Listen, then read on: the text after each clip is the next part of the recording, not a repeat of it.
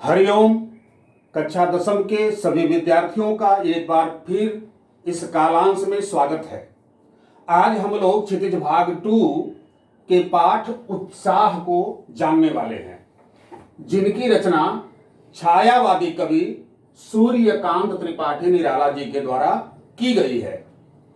ये निराला जी का जो सामान्य जीवन परिचय है वह इस प्रकार से है कि इनका जन्म हुआ था 1899 ईस्वी में बंगाल के महिसादल नामक स्थान पर, लेकिन वास्तव में ये मूल निवासी थे गढ़ाकोला, जिला उन्नाव, उत्तर प्रदेश के।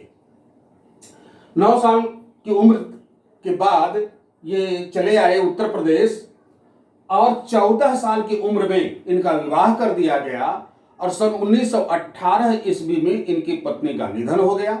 उसके पूर्व मात्र 3 वर्ष की जब इनकी उम्र थी तो इनकी मां का भी निधन हो गया था। इस प्रकार से उनका जीवन जो है बहुत संघर्षों में गुजरा है। उन संघर्षों का सामना करते हुए निराला जी आगे चलकर एक ख्यात नाम कवि के नाम से प्रख्यात हुए, जिनकी काव्य रचनाएं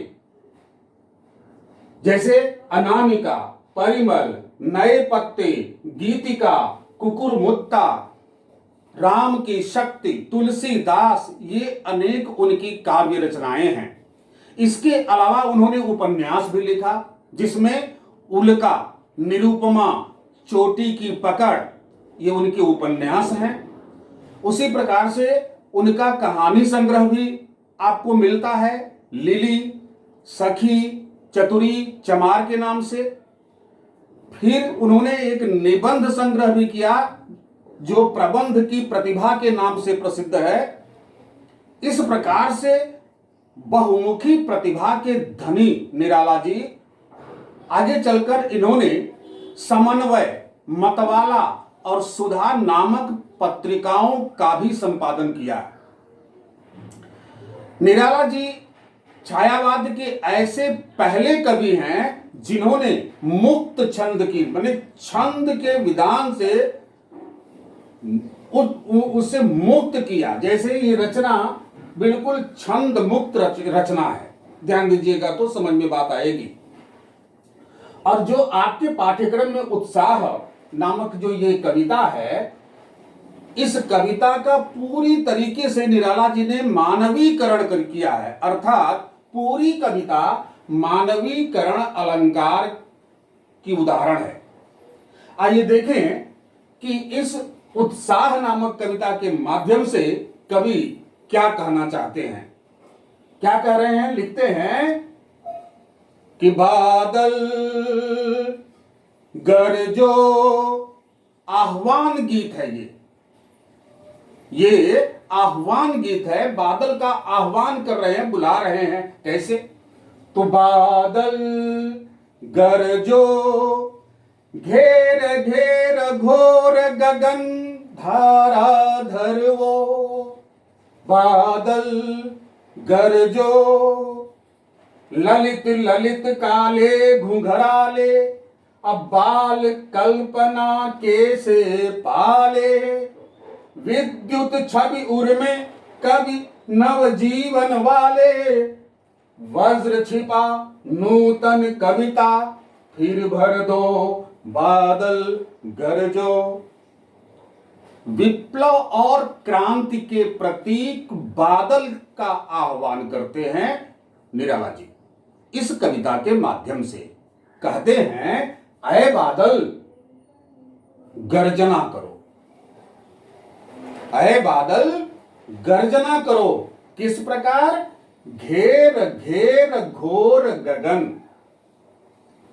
यानी गगन माने आसमान, आसमान को चारों तरफ से घेर कर पूरी तरीके से मेघाच्छादित कर दो आसमान को।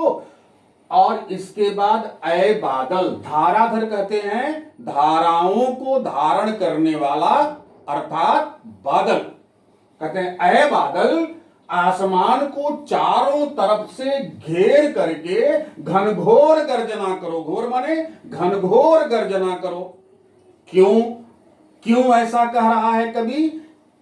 क्योंकि कवि उत्साह लाना चाहता है। उत्साह, एक जागृति हो समाज के अंदर, एक चेतना का जागरण हो समाज के अंदर। तो समाज जो चेतना विहीन हो गया है वह जागृत हो जाए। तो बादल को उन्होंने विषय बना करके बादल को गरजने के लिए कहते, क्योंकि प्रत्येक शब्द प्रतीकात्मक शब्द होते हैं इनकी रचनाओं में, निराला जी की रचनाओं में। और प्रत्येक शब्द पूर्ण भाव की अभिव्यक्ति भी करते हैं। उस दृष्टिकोण से वो सबके अंदर उत्साह का संचार करना चाहते हैं, एक सामाजिक क्रांति के माध्यम से एक परिवर्तन लाना चाहते हैं। इसलिए उन्होंने बादल को विषय बनाते हुए कह रहे हैं, कहे बादल गरजो, आसमान को चारों ओर से घेर लो और घेर करके घनघोर गर्जना करो। ललित ललित काले घुंघराले, ललित कहते हैं सुंदर को। ऐ सुंदर सुंदर काले बालों वाले बादल, इसको समझिएगा। बादल का एक टुकड़ा आया, दूसरा टुकड़ा आके उससे मिला, तीसरा उससे मिला, चौथा मिला। इस प्रकार से एक गुच्छ जब बनेगा तो ऐसा प्रतीत होता है जैसे किसी बालक के सर पर काले काले घुंघराले बाल हैं, और जो सुंदरता वो प्रदान करते हैं वही सुंदरता प्रकृति को बादल के गुच्छ प्रदान करते हैं। इसलिए कहते हैं ऐ सुंदर सुंदर काले घुंघराले बालों वाले बादल, क्या करो, बाल कल्पना कैसे पाले। जिस प्रकार से बच्चों के मन में चलने वाली कल्पनाएं वेगवान होती हैं, उसी प्रकार से तुम्हें देखकर ऐसा लगता है जैसे बच्चों की कल्पनाओं को पाले हुए हो, समेटे हुए हो अपने अंदर।